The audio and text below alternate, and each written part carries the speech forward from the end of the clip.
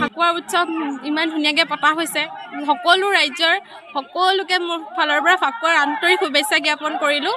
লগতে এই ফাকুৱা উৎসৱ যাতে কোনো আঘাত নোহোৱাকৈ ধুনীয়াকৈ যাতে ৰং ধেমালি কৰি যাব পাৰে তাৰে কামনা কৰিলোঁ। আৰু আমাৰ ইয়াত বৰহুলা ৰাইজে মিলি লৈ এক ধুনীয়া টেকেলি ভঙা উৎসৱ ফাকুৱাৰ বিভিন্ন খেল ইয়াতে উদযাপন কৰা হৈছে। আৰু এই খেলসমূহ আমি সকলো ৰাইজে মিলি আন্তৰিকতাৰে আয়োজন কৰিবলৈ চেষ্টা কৰিছোঁ।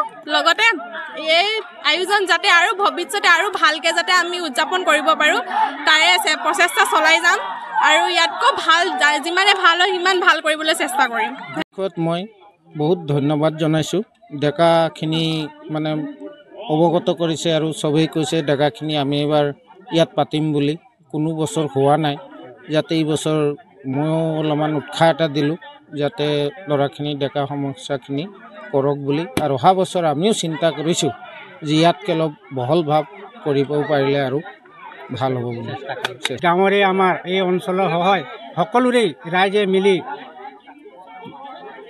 ককাইদেউ বাইদেউ চবৰে সহায় সহযোগিতা লৈ মানে যিখিনি আজি আমি এই ফাকুৱা উপলক্ষে যি টেকেলি ভঙা কাৰ্য বহুত কষ্টৰে আগবাঢ়িছোঁ, যাতে অনাগত বছৰত যাতে আমি ভূকোনা ইয়াতকৈ যদি ডাঙৰ কৰিব পাৰোঁ তাৰ বাবে মানে এটা আশা ৰাখিছোঁ বুলি ধন্যবাদ জনাইছোঁ।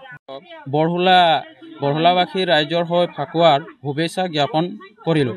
ফাকুৱা উৎসৱৰ লগত সংগতি ৰাখি আমি আজি বৰহুলা ৰাইজে যুৱক যুৱতী পুৰুষ মহিলা আৰু শিশুসকলৰ বাবে টেকেলি ভঙা কলগছত উঠা আদি প্ৰতিযোগিতাৰ আয়োজন কৰিছোঁ।